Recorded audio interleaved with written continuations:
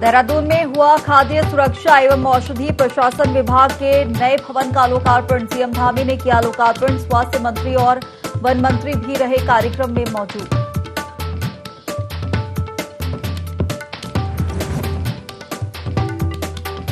सरस मेले में पहुंचकर मुख्यमंत्री ने प्रतिभागी महिलाओं और स्वयं सहायता समूह को किया सम्मानित। कहा, ऐसे मेलों से ग्रामीण आर्थिकी और महिला सशक्तिकरण को मिलती है मजबूती।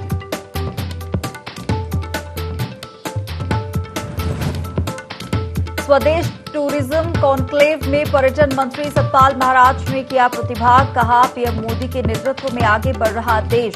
भारत और उत्तराखंड में आ रहे कई पर्यटक।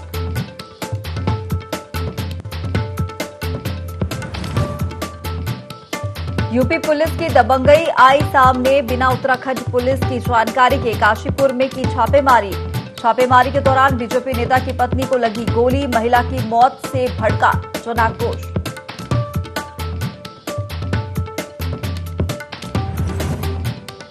और यमकेश्वर विधायक के खिलाफ हाईकोर्ट में याचिका दायर। बंसुरा रिजॉर्ट पर जबरन बुलडोजर चलाने का आरोप। साक्ष्य मिटाने का भी लगाया गया आरोप।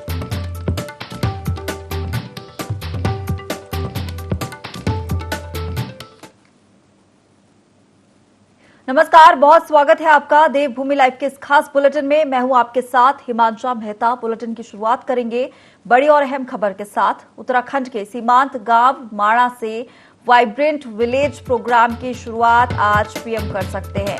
सरहद के गांव को आबाद बनाने और पलायन को रोकने के लिए केंद्र ने प्रोग्राम बनाया है।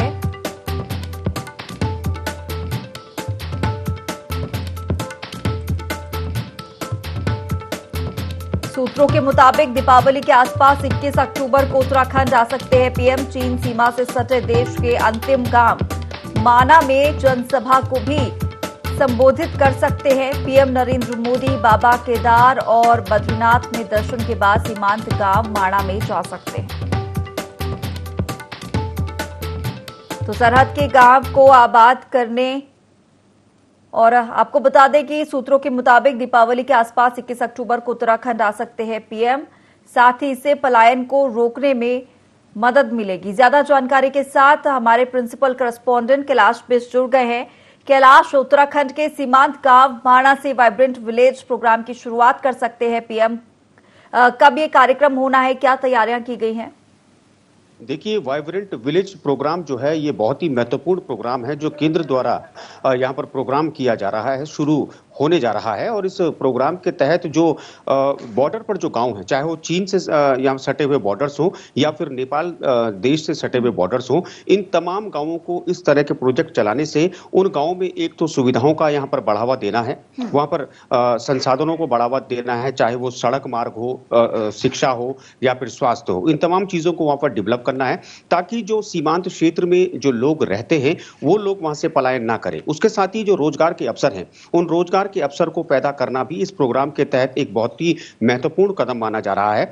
और क्योंकि जो उत्तराखंड है, उत्तराखंड के जो अधिकांश जो क्षेत्र हैं, जो पहाड़ी क्षेत्र हैं, या तो वो चीन से लगे हुए हैं या फिर वो नेपाल से लगे हुए हैं, तो कहीं ना कहीं जो आंतरिक सुरक्षा है और अंतर्राष्ट्रीय सुरक्षा के मद्देनजर इसको बहुत ही ज्यादा महत्वपूर्ण माना जाता है। और जब बर्फबारी होती है तो बर्फबारी के चलते जो हाई एल्टीट्यूड्स वाले इलाके होते हैं वहां पर घुसपैठ ज्यादा यहां पर देखी जाती है। हालांकि इस तरह की अभी घटनाएं उत्तराखंड में बहुत कम हुई हैं, लेकिन जिस तरीके से जम्मू कश्मीर का अगर हम उदाहरण लें, जम्मू कश्मीर में जब जो कारगिल जो युद्ध हुआ था, तो उस युद्ध के बाद से भारत बहुत ज्यादा अलर्ट है। चाहे वो पाकिस्तान की सरहदें हों, चीन की सरहदें हों या फिर नेपाल की सरहदें हों, तो कोई भी कोताही नहीं बरतना चाहता भारत। और उसी के उपलक्ष्य में अगर उत्तराखंड की बात करें, क्योंकि उत्तराखंड के जो केदारनाथ हैं वहां से जो प्रधानमंत्री नरेंद्र मोदी है उनका लगाव बहुत ज्यादा है, तो 21 तारीख को संभवतः आ सकते हैं प्रधानमंत्री नरेंद्र मोदी। इसके चलते जो मुख्यमंत्री हैं पुष्कर सिंह धामी, उन्होंने भी बीते दिन केदारनाथ का दौरा किया था, वहां पर निर्माण कार्यों का जायजा लिया था। और प्रधानमंत्री अगर आते हैं तो जाहिर तौर पर, क्योंकि उनका ड्रीम प्रोजेक्ट है केदारपुरी, और केदारपुरी में जो निर्माण कार्य कर रहे हैं उनका तो वो यहाँ पर संज्ञान लेंगे ही, लेकिन साथ ही जिस ड्रीम प्रोजेक्ट की बात यहाँ पर की जा रही है उसको भी यहाँ पर लॉन्च किया जा सकता है। जो बद्रीनाथ का जो आखिरी गाँव माणा पड़ता है, यानी हिंदुस्तान की जो सरहद है उसमें आखिरी गाँव माणा है, उसके बाद कुछ किलोमीटरों के बाद चीन की सीमा लगती है। तो वहां पर इस तरह के प्रोग्राम करना कहीं ना कहीं सुरक्षा को बढ़ावा देना है और जो लोग हैं उन लोगों को आत्मनिर्भर बनाना है। जी बिल्कुल कैलाश, यहाँ पर पीएम मोदी बद्रीनाथ और बाबा केदार में दर्शन करने भी जा सकते हैं, इसको लेकर भी जानकारी सामने आ रही है।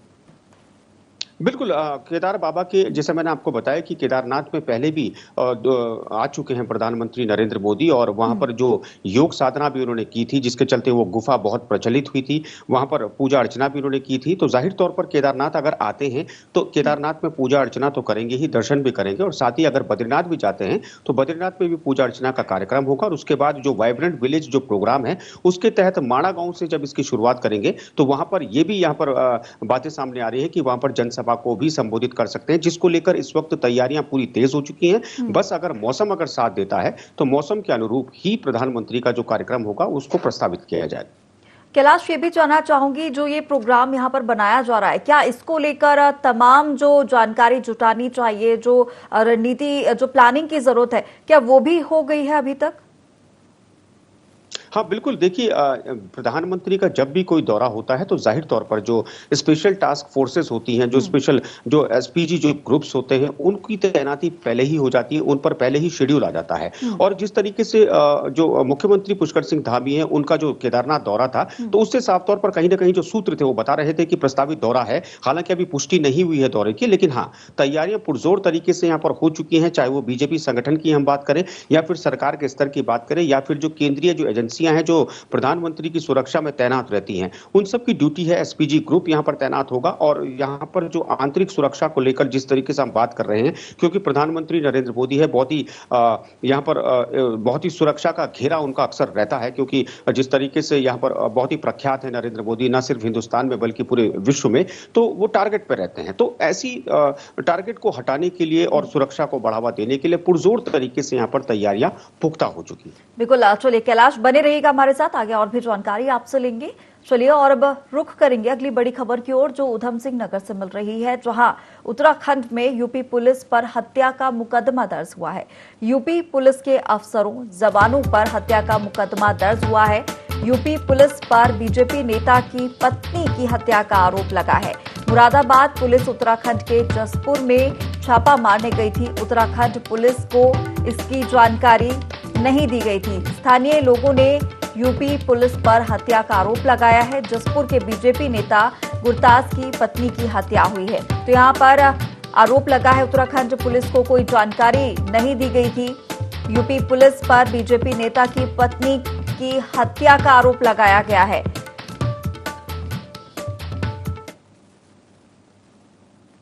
चलिए और इसी खबर पर तमाम जानकारी के साथ हमारे प्रिंसिपल करस्पॉन्डेंट कैलाश विश्व लगातार हमारे साथ बने हुए हैं। कैलाश, यहां पर यूपी पुलिस पर हत्या का मुकदमा दर्ज हुआ है उत्तराखंड में, पूरी जानकारी आपसे चाहेंगे। की मैं बात करूं तो उत्तर प्रदेश में जिस तरीके से जो खनन माफिया हैं उनके हौसले बहुत ज्यादा बुलंद हैं और जो उत्तर प्रदेश के मुख्यमंत्री हैं योगी आदित्यनाथ, उन्होंने पुलिस को सख्त निर्देश दिए हैं कि जो भी खनन माफिया हैं जो अवैध रूप से खनन कर रहे हैं, राजस्व को नुकसान पहुंचा रहे हैं, उनकी धरपकड़ की जाए, उनको सलाखों के पीछे पहुंचाया जाए। उसी की तर्ज पर जो कुछ कुख्यात जो अपराधी थे जो खनन में यहाँ इन्वॉल्व थे, मुरादाबाद का ठाकुर द्वारा इलाका है जहां पर खनन वो करते थे, और जब पुलिस ने वहां पर दबिश दी तो वो भागकर काशीपुर आ गए, यानी उधम सिंह नगर जिले में उन्होंने यहां पर शरण ली। और उस दौरान जो आरोप लगाए गए हैं बीजेपी नेता जिनकी पत्नी की हत्या इस वक्त हुई, जिनको गोली यहां पर लगी है पुलिस की, उनका साफ तौर पर यह आरोप है कि 2 गाड़ियां उनके घर के बाहर रुकी और उसके बाद गाली गलौज करते हुए वो पुलिसकर्मी सादी वर्दी में अंदर आए, उनकी छत पर चढ़कर ताबड़तोड़ उन्होंने फायरिंग की, जिसके चलते उस फायरिंग में उनकी पत्नी की मौत हो गई और उसके बाद वहां पर बवाल हो गया। वहीं जब पूरा मामला जब गोली लगने से बीजेपी नेता जो ज्येष्ठ प्रमुख थे उनकी पत्नी की जब मौत हो गई, उसके बाद जो पूर्व सांसद थे बलराज पासी, जो मौजूदा विधायक वहां पर हैं और जो अन्य क्षेत्रों से लगते हुए जो विधायक हैं, वो तमाम लोग वहां पर पहुंचे, वहां पर हंगामा हुआ, पुलिस वहां पर पहुंची और पुलिस का साफ तौर पर यह बयान आया है कि आप अगर किसी अन्य राज्य में आप धरपकड़ करते हैं या फिर गिरफ्तारी करने जाते हैं तो जो वहां की स्थानीय पुलिस होती है वहां पर संपर्क करना जरूरी होता है, उनको बताना जरूरी होता है। लेकिन इस पूरे केस में सबसे बड़ी बात यह सामने आ रही है कि जो उत्तर प्रदेश की जो पुलिस धरपकड़ करने आई थी वो सादी वर्दी में थी, उन्होंने कोई यूनिफॉर्म नहीं पहनी थी और उसके बावजूद उन्होंने यहाँ की पुलिस से कोई भी यहाँ पर किसी तरह का इंटरेक्शन नहीं किया,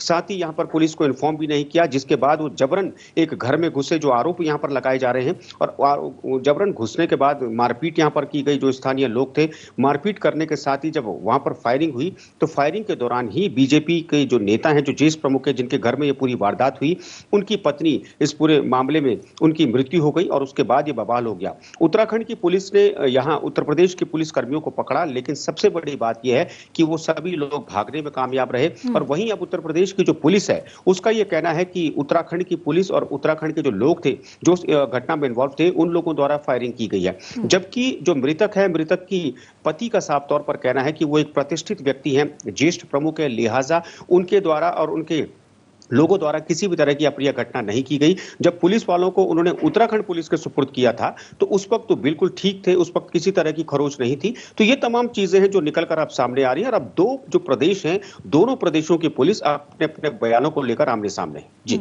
लेकिन यहाँ पर यूपी पुलिस पर जो आरोप लग रहे हैं हत्या के, क्या उनको लेकर कोई जांच यहाँ पर बिठाई जाएगी या फिर कोई जांच यहाँ पर बिठाई गई है? क्या उसको लेकर जांच चल रही है? बिल्कुल, देखिए यहाँ पर मैं आपको बता दूं कि यहाँ पर जो सरकार है, सरकार इस पूरे मामले का संज्ञान ले चुकी है। जो डीजीपी हैं उत्तराखंड के, वो इस पूरे मामले का संज्ञान ले चुके हैं, क्योंकि ये मामला सिर्फ एक राज्य का नहीं है, ये मामला अब 2 राज्यों का हो चला है। विरोधाभास ये इस वक्त नजर आ रहा है बयानों में। अगर मैं उत्तर प्रदेश के जो उस क्षेत्र के जो डीआईजी हैं, उनका इस वक्त बयान कुछ और आ रहा है, वो अपने पुलिस कर्मियों को बचा रहे हैं, जबकि उत्तराखंड के डीआईजी की हम बात करें, उनका बयान इस वक्त कुछ और है। लेकिन हाँ, इतना जरूर है कि कहीं ना कहीं जो उत्तराखंड पुलिस है और उत्तराखंड के जो लोग हैं, जहां पर यह वारदात हुई है जिनके घर में, उनका पलड़ा इस वक्त भारी इसीलिए है क्योंकि जाहिर तौर पर जब किसी भी प्रदेश की पुलिस किसी अन्य प्रदेश में जाती है तो कहीं ना कहीं उनसे कांटेक्ट किया जाता है, उनके संज्ञान में लाया जाता है। लेकिन उत्तर प्रदेश की पुलिस ने ऐसा नहीं किया, तो जाहिर तौर पर यह मामला अब हाई लेवल तक पहुंच चुका है और उसमें जो भी यहां पर जो उचित कार्रवाई होगी, वो उचित कार्रवाई सुनिश्चित की जाएगी, चाहे वो सरकार की तरफ से सुनिश्चित की जाए या फिर डीजीपी लेवल की तरफ से। बिल्कुल कैलाश, यहाँ पर मामला हाई लेवल पर पहुंच गया और अब दोनों ही राज्यों की जो सरकारें हैं वो इस पर संज्ञान ले रही है। हमारे साथ जुड़ने के लिए आपका बहुत शुक्रिया। चंपावत में भारी बारिश के चलते लोहाघाट नेशनल हाईवे 4 दिनों से बंद था। सड़क पर मलबा आने से आवाजाही पूरी तरह से ठप हो गई थी। जिला प्रशासन ने 2 दिन की कड़ी मशक्कत के बाद मलबा हटा दिया है। अब हाईवे पर छोटे वाहनों का आवागमन शुरू हो गया है। वहीं हाईवे में फंसे वाहनों को निकाला जा रहा है। चंपावत डीएम नरेंद्र सिंह भंडारी ने सभी वाहन चालकों और यात्रियों से एनएच में सावधानी पूर्वक यात्रा करने की अपील की है।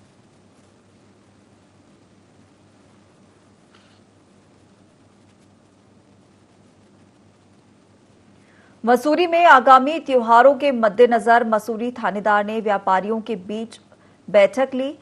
त्योहारों में अव्यवस्था न हो इसके लिए व्यापारियों से सहयोग की अपील की गई है। साथ ही कहा गया है कि यातायात व्यवस्था बाधित न हो इसके लिए वाहन पार्किंग की अलग से व्यवस्था करने के निर्देश दिए गए हैं।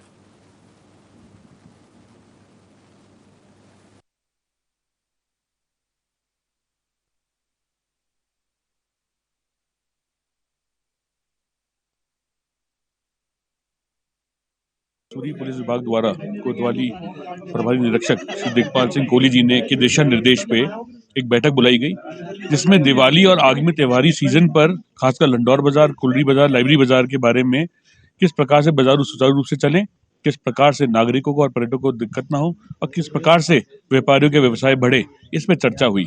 इस पे कोतवाली प्रभारी निरीक्षक हमारे कोहली साहब का साफ निर्देश है, किसी प्रकार की गाड़ियां नो पार्किंग जोन में खड़ी ना हो, कोई भी भारी व्यक्ति आकर अपना सामान ना बेचे, वन वे को सुचारू रूप से लागू किया जाएगा और बिना लाइसेंस के पटाखे बेचने वालों के खिलाफ सख्त कार्रवाई होगी। पार्किंग दुकान के सामने खुद की गाड़ी खड़ी करना, तो उसके बाद कहना कि साहब नो पार्किंग है, ये जाम लग रहा है, और तुम खुद तो सुधरो।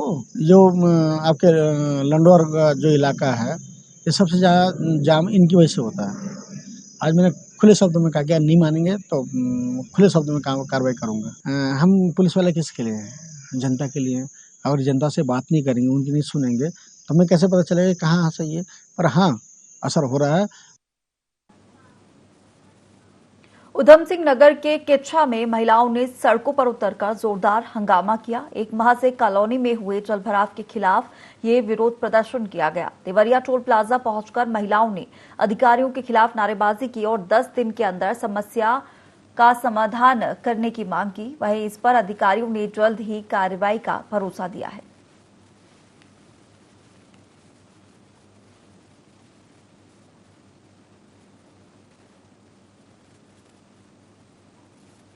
आगामी त्योहारों को देखते हुए खाद्य सुरक्षा विभाग अब अलर्ट मोड पर आ गया है। इसी कड़ी में खाद्य सुरक्षा अधिकारी चंपावत योगिता तिवारी ने लोहाघाट में मिठाई और परचून की दुकान में छापे मारकर खाद्य पदार्थों के सैंपल लिए।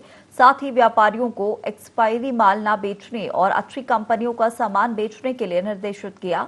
वहीं निर्देश का पालन न करने पर कड़ी कार्रवाई की बात भी कही है।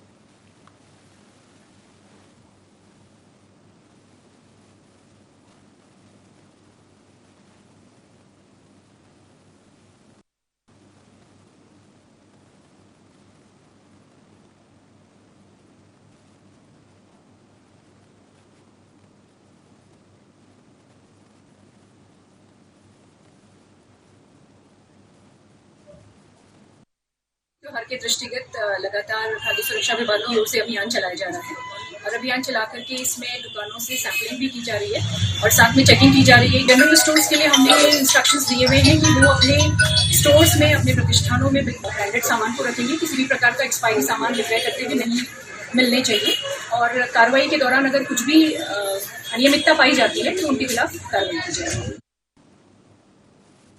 लक्सर क्षेत्र का बसेड़ी खादर गांव डेंगू की चपेट में आ गया है, जहां स्वास्थ्य विभाग को गांव में ही कैंप लगाना पड़ा। नगर पालिका परिषद विभाग की मदद से फॉगिंग की जा रही है। इसके अलावा गांव में सुबह शाम दवाइयों का छिड़काव कर लार्वा को नष्ट किया जा रहा है। अब तक डेंगू के कुल 45 संदिग्ध मरीज मिले हैं, जिनकी रैपिड जांच की जानी है। सीएमओ साहब को जानकारी दी गई थी डेंगू के मामले में कि डेंगू में मतलब बसेड़ी गांव में डेंगू का प्रकोप ज़्यादा फैल रहा है। को संज्ञान मिलता सीएमओ साहब ने कल अपनी टीम भेजी थी यहाँ पे और उन लोगों ने यहाँ पे कल भी काफ़ी लोगों के सैंपल लिए और सैंपल में लगभग 80 लोगों के सैंपल लिए गए। लगभग 40-45 लोग उसमें पॉजिटिव भी आए हैं। हमने 83 सैंपल लिए, उसमें जो है 45 जो है डेंगू रैपिड वो पॉजिटिव आया। मतलब रैपिड का मतलब ये है कि डेंगू तो उन्हें है लेकिन कंफर्म जो होगा वो एलाइजा टेस्ट के बाद होगा, जो हमने सुबह दे दिया, शाम तक उसकी रिपोर्ट आ जाएगी। तो हम कह सकते हैं कि पक्की तौर पे वो डेंगू पॉजिटिव है। आज 1-2 दिन कैंप यहाँ और चलेगा और बाकी जो है आज हमने आशाओं को सारा सामान दिया है, वो घर घर जाके छिड़काव करेगी। इंडोर स्प्रे न डेंगू मच्छर के लार्वा मच्छर के लिए। मूसलाधार बारिश के चलते 4 दिन से बंद लोहाघाट एनएच पर वाहनों और यात्रियों का आवागमन शुरू हो गया है।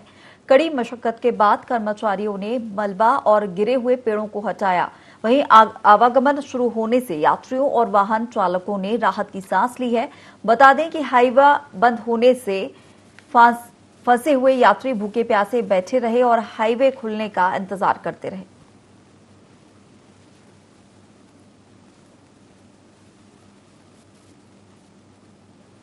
लालकुआं के धनपुर हल्दूचौड़ गांव से लापता बुजुर्ग का कोई पता नहीं चल पा रहा है। बुजुर्ग 12 दिन पहले लालकुआं जाने का कहकर घर से निकले थे। इस मामले में पुलिस को अब तक कोई सुराग नहीं मिला है। आसपास के थानों पर गुमशुदगी की खबर भी दे दी गई है और अब तलाश की जा रही है।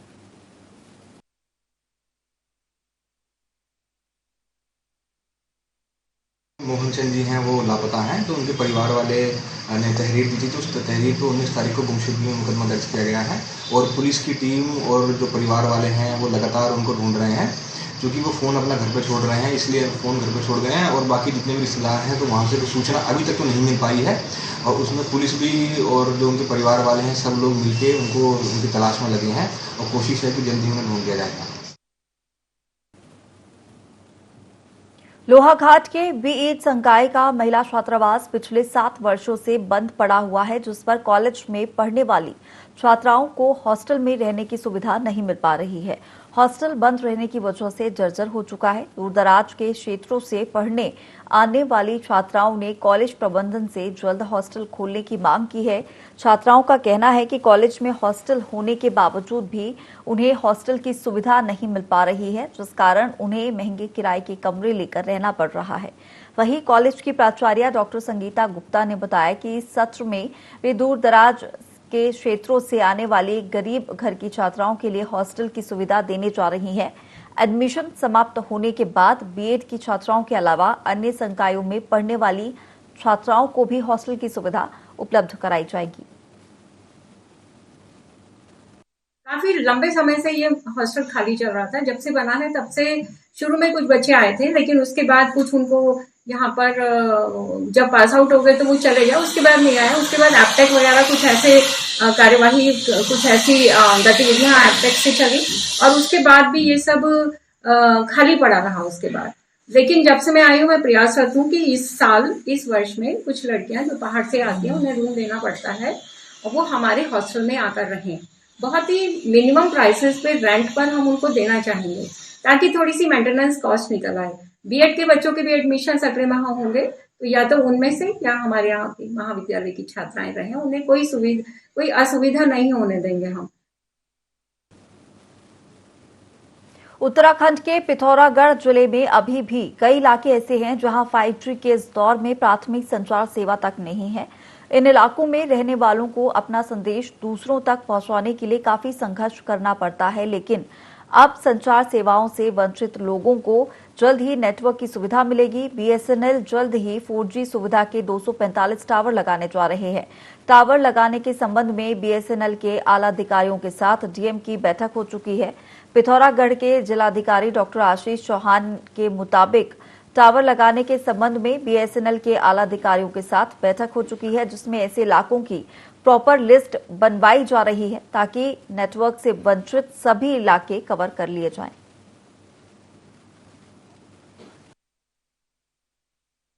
यूएसएफ स्कीम है, उसमें जियो की तरफ से अभी 23 टावर हमारे ज़िले में प्रपोज थे। उनमें से 14 उन्होंने उसमें लाइव कर दिए हैं और अब 9 लोकेशंस पे अभी काम चल रहा है।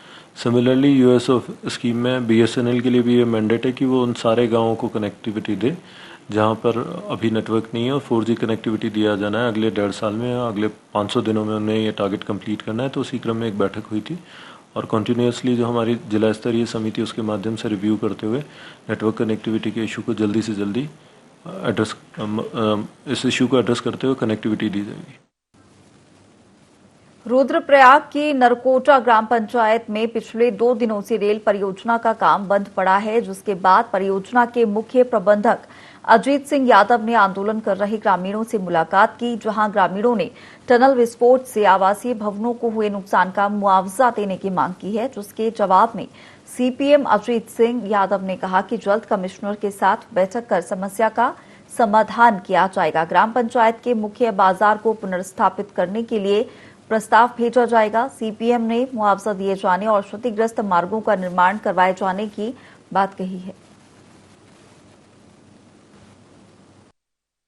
यहाँ पर मुख्य बिंदु इनके घरों में क्रैक टनल की ब्लास्टिंग की वजह से तथाकथित कहे गए, उसी के ऊपर ज़्यादा चर्चा हुई है तथा अन्य कुछ सड़क मार्ग, कुछ इनके गांव तक पहुंचने वाले रास्ते थे जो टूटे हैं, उनके रिपेयर मरम्मत की बात की गई है। और ब्लास्टिंग की वजह से यदि पुराने क्रैक भी रहे हैं तो वो उनके ऊपर ब्लास्टिंग का कोई असर हुआ है या नहीं हुआ है, ये एस्टैब्लिश हो जाए तो आगे की कार्रवाई करने में हमें एक रास्ता दिखाई देगा।